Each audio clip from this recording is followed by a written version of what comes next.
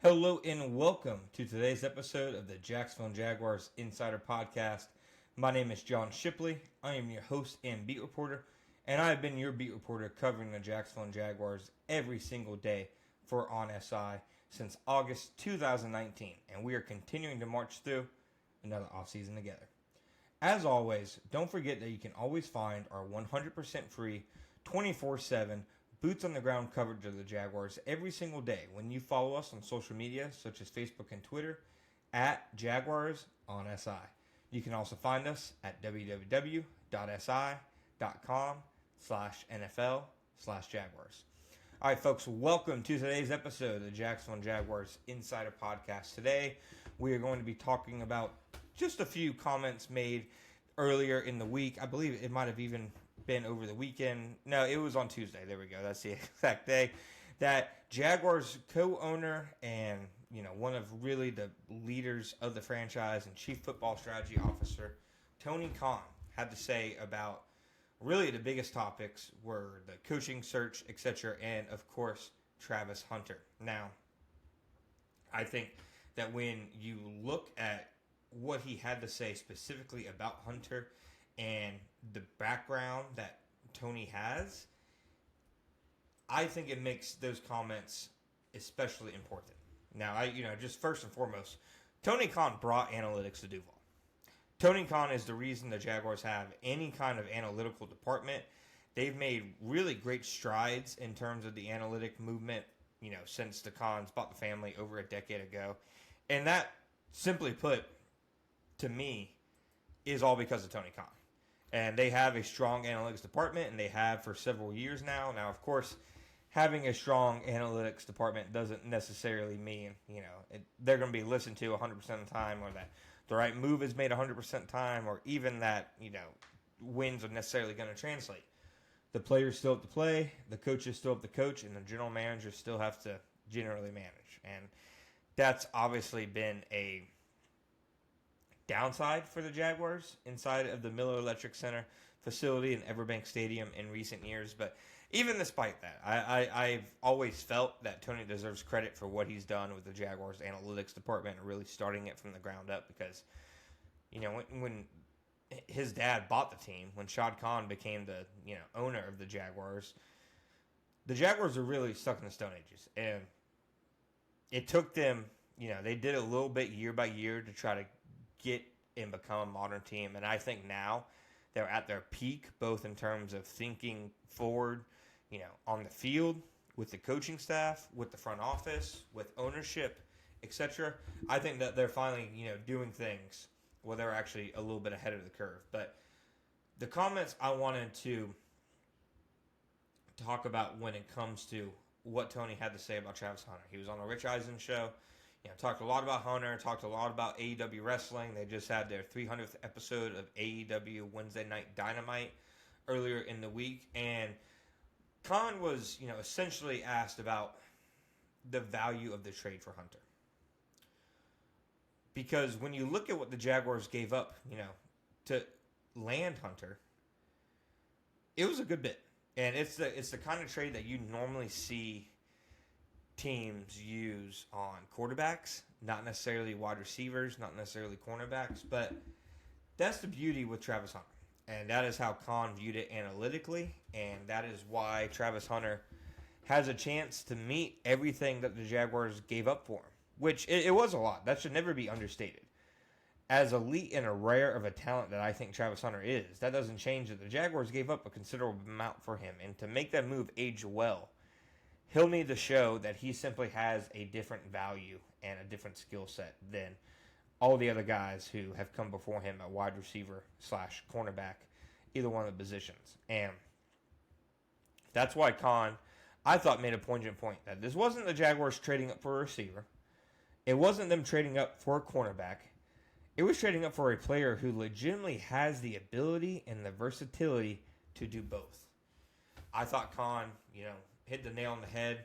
He said that, quote, absolutely. I think, like I said, James had great points about Travis being somebody who would be a difference maker on both sides of the ball, that could contribute as a top receiver and as a top corner. And for us, I think Liam's got a great plan to integrate him. And knowing that going into the draft and realizing if you're going to try to account for the trade value of a player, this is a very unique situation, end quote. That's right there is what needs to be said anytime the Travis Hunter trade is mentioned. It is not any other trade. It is not trading up for Devin Lloyd like they did in 2022. It isn't any of the other trade ups that they've done in the past. This isn't trading up for Jordan Smith, in the fourth round. This isn't a team, the Panthers giving up the haul for Bryce Young, etc. It's a very unique one-of-one situation. And he said, quote, "You're not just looking at the trade value of a top receiver or top corner. You're looking at both and for the way Liam plans to involve him. I think it made a lot of sense, and certainly from an analytics standpoint, I thought it was a great move. And I'm very excited about Travis Hunter in Jacksonville, and I think all the fans are. It's going to be great for the Jaguars." That right there is why the Jaguars feel like they made the right move here. Because the Jaguars don't believe that they're getting, in my opinion, and this isn't me putting words in their mouth, this is just my opinion and my perception. The way they talk, the way they act, and the way they've managed and used Travis Hunter so far, I don't think the Jaguars are thinking that they traded up for an elite player. I think the Jaguars view it as they traded up for two elite players because the value that he can bring to the defense or the offensive side of the ball in any given week is frankly obscene. It is a player who the NFL hasn't really seen. There hasn't been a player who, like there has been on offense and or defense on their side of the ball where week in and week in, you can use them in different ways to attack your opponent's weaknesses. But a player who you can use to attack weaknesses on both sides of the ball, a player who if one week you desperately need somebody to fix the secondary, you can plug him in, and a player who if another week you need him in a shootout, he's got to be on the field on offense, he can do that too. Or a player who on a critical third down on either side of the ball can make an impact. It's unheard of. That is why I think that just the sheer value of Travis Hunter, I don't think anybody can really put a finger on. Not until we see how it works out and how he adjusts to the NFL level. I'm of the belief that he's going to be an all-pro talent. I personally think the worst case scenario for him is like perennial Pro Bowler at one position. I think he's going to be elite at least one position, and he has a chance to be elite at two.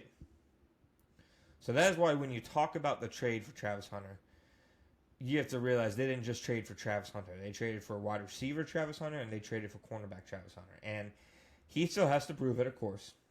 The Jaguars have to prove that they were the team for this undertaking and whatnot. But nonetheless, I think that Khan made plenty of good points about why the Hunter trade maybe looks differently than people think. And maybe, deserves a little bit more credit, in my opinion, than people think as well. So, to me, the Hunter trade, obviously, it's something that's going to be played out on the field and nowhere else. But just seeing what Hunter has done in his football career and what he's done with me putting my own eyes on him, I think that there's a level of upside and value with Travis Hunter that the NFL maybe hasn't actually quite seen before. It's a legitimate fact. If he succeeds at this, if this goes well, it will be one of the biggest success stories in NFL history, and right up there with Shohei Ohtani in modern sports history. If he can become the Shohei Ohtani of the NFL, he will be on every Wheaties box. The Jaguars will be in 9 primetime games a year, which, as somebody who covers them, that wouldn't love 9 night games in a year. But simply put, if Travis Hunter is who he is supposed to be, and if he is who the Jaguars think he is, after the amount of trade value they gave up, then simply put, he will perfectly match the value that the Jaguars potentially lost when they traded up to the number 2 overall pick to select him.